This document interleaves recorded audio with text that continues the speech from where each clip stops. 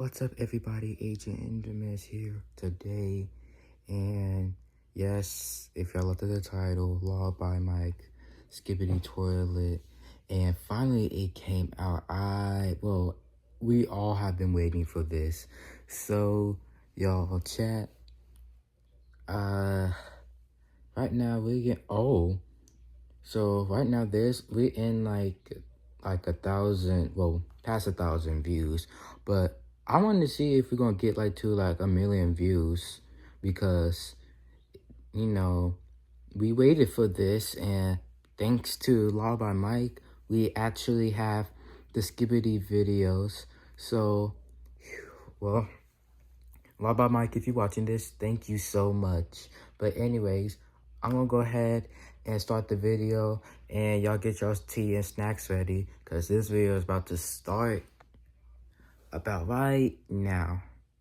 I'm investigating one of the largest creator lawsuits in years. The creator of one of the biggest YouTube franchises, Skibidi Toilet, is supposedly being robbed in silence. Another company claimed it owned the whole thing, got real episodes removed from YouTube, and sent an email with a threat: negotiate by tomorrow or the whole channel will be deleted. Now a settlement has been announced, but it still leaves multiple questions unanswered. So I'm interviewing someone who says they have evidence, going through the court filings myself, and by the end, I'll make the creator of Skibidi Toilet a personal offer. It starts with the amount of money Skibidi Toilet is worth. Across YouTube, Skibidi Toilet videos got roughly 65 billion views in 1 year alone. At conservative ad rates, that kind of traffic can mean hundreds of thousands of dollars a month from YouTube. Then there's the brand side: toys and major retailers, an official Fortnite skin, and a movie reportedly linked to Michael Bay. The exact value of the franchise is hard to know, but it's likely worth millions. And all of that started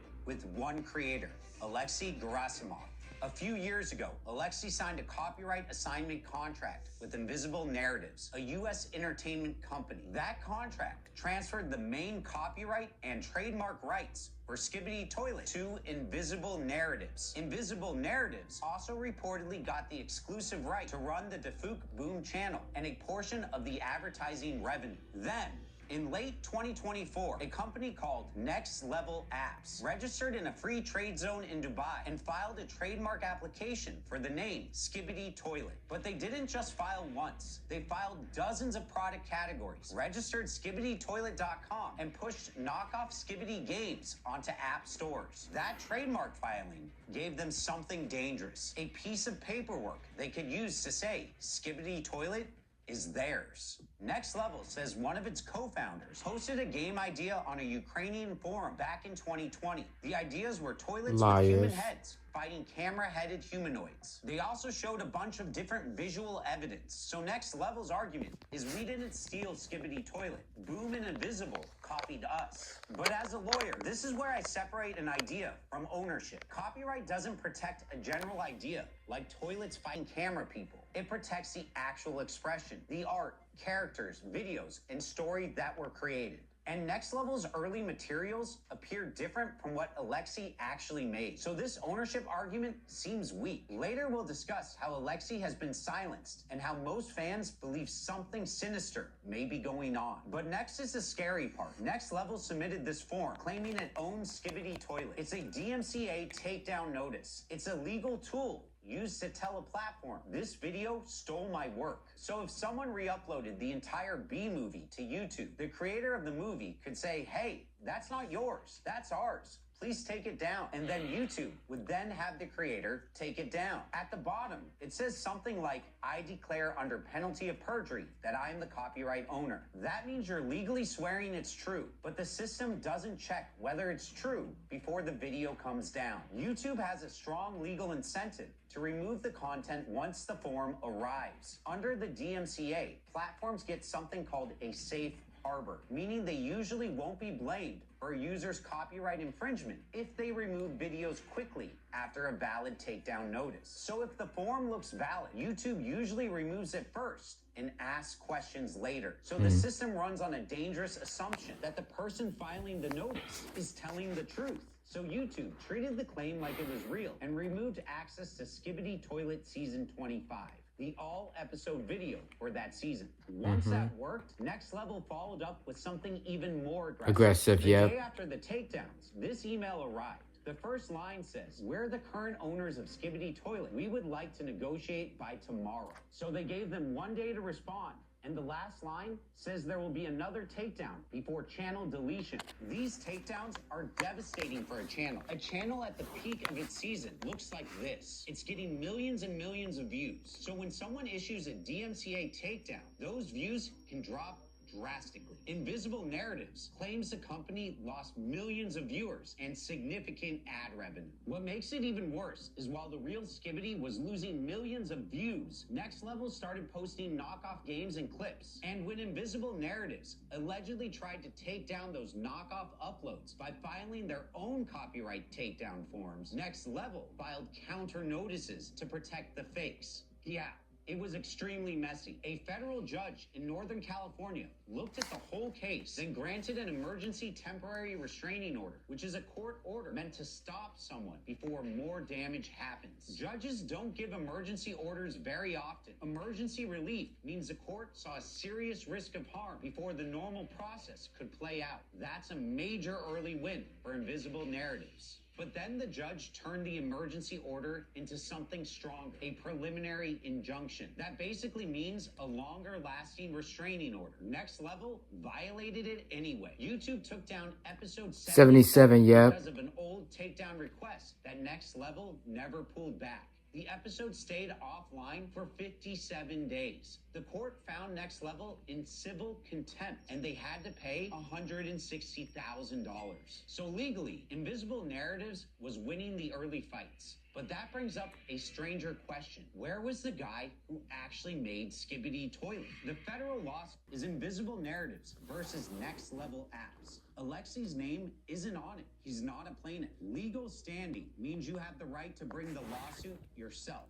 And when you give someone else your copyright, you usually give them the right to protect it in court too. That means Alexi likely couldn't sue Next Level and couldn't file his own takedowns. He probably gave up those rights when he signed the contract. And this is where I have two opinions at once. Legally, I get why Invisible is the plaintiff. It owns the assigned rights. It's the cleanest party to sue. But personally, I also think fans are right to care about Alexi. Fans didn't subscribe to a copyright assignment. They subscribed to Alexi's style, his weird humor, and the world he built, one episode at a time. Then, the fight moved outside the courtroom. Leaked Discord messages started where Alexi told fans he felt completely isolated from the process. Other screenshots made fans question whether he was even being paid. Alexei was not being paid, or at least have big problems with getting paid. I spoke with a former employee of Invisible Narratives. What he told me that Alexei had problems receiving money because he was Russian. When Alexei gave the Skibidi rights to Invis in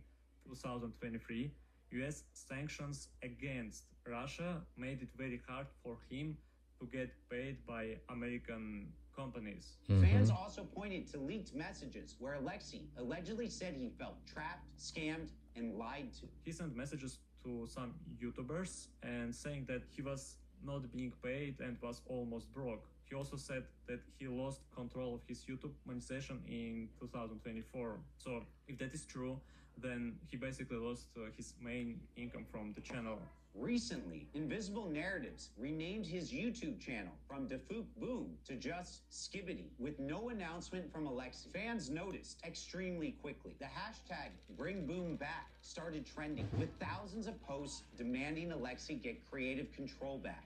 Invisible Narratives responded publicly, saying Alexi remains an executive producer and continues to earn from the franchise. But we haven't seen his full contract, so we don't really know what he agreed to or what he's allowed to say. And I get why fans are reacting this way. This isn't just a name change. It looks like the creator who built Skibidi Toilet had been pushed behind the company, now controlling it. Everything what Invisible Narratives released on the Fukum channel so far has been terrible.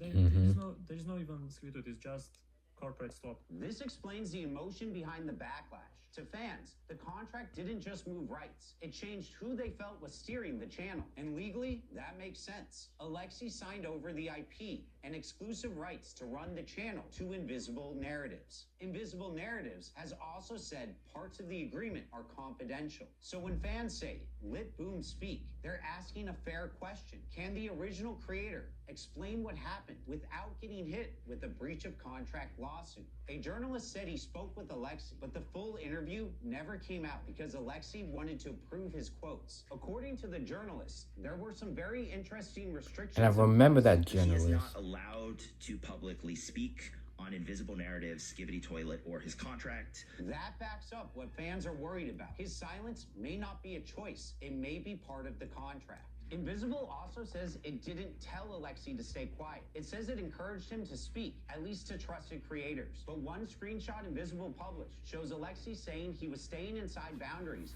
that were safe for him legally and reputationally. But the question remains, what can Alexei actually say without violating his agreement? Do you think Alexei needs a lawyer? Yeah, I think he definitely needs a lawyer. Fans deserve a clear answer, and Alexei deserves a chance to speak for himself. So Alexei, if you're watching this, you may have signed something that prevents you from publicly discussing aspects of your contract. But I got good news for you. No one can keep you from talking. I'll get you a lawyer. Reach out to me. We can see if there's a legal way to help.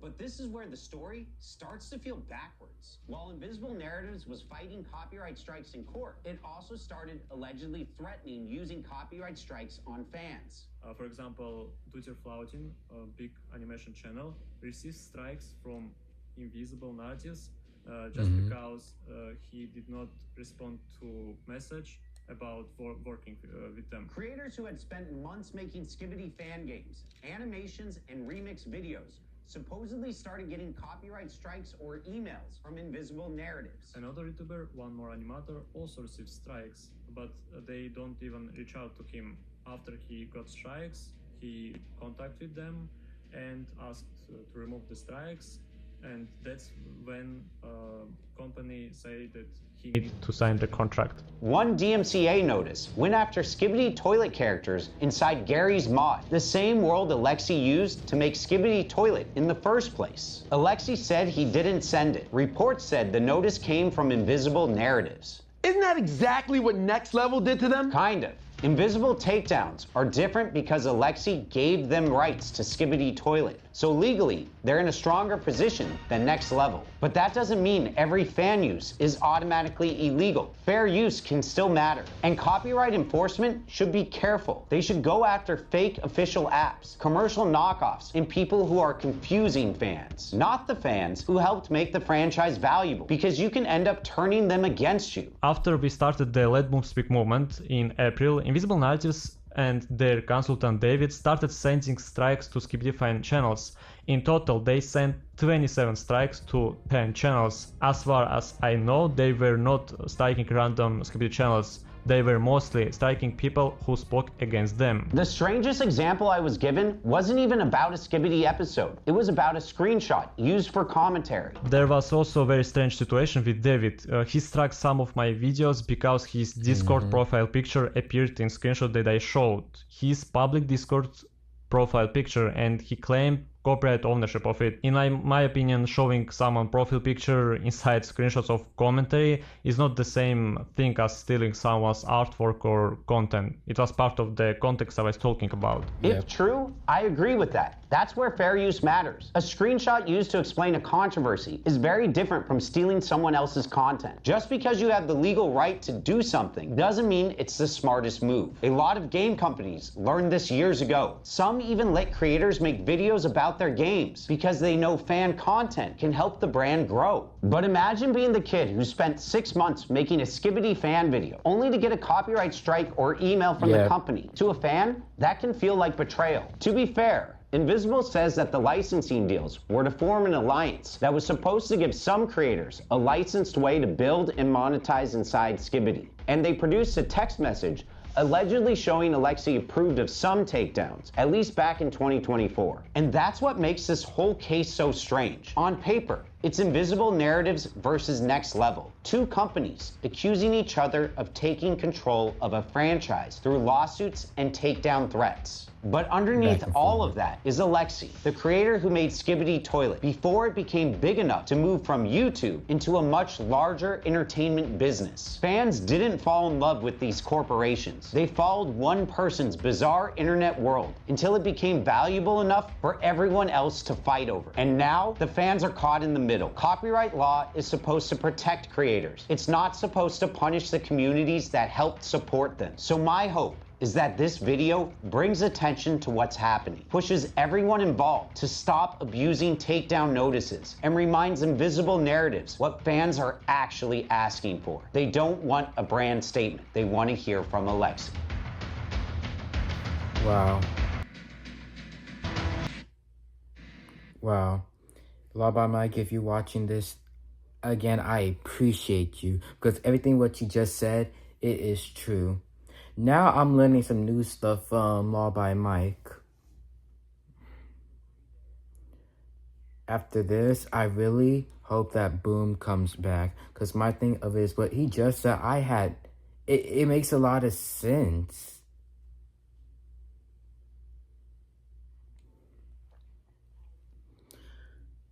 Okay.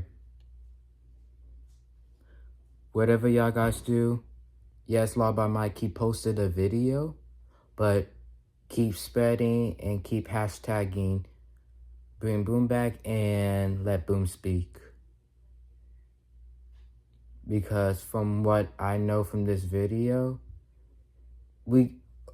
finally he made the video, but it's still not over yet. All we need to do is just get Boom back, then we're done. Chat. Well, this was a W video because now I'm understanding. My thing of it is he don't put the takedowns, the scammers, and all. I thought he made that fit into 14 minutes and 27 seconds. He made that fit. I had no idea that he was gonna add like the whole like takedown videos from 77 and season 25 and the whole scammer thing. Wow, I had no idea he was gonna add that in there. But you know what? Law's a law. W Law by Mike. Okay, chat. Well, the next video 8:30, and for the next video, please, we only need like one more subscriber. 155 subscriber for Skibidi Toilet season 27 not official. Please, just one more subscriber, then it's out. Alright, chat, y'all enjoy, and I'll see y'all soon.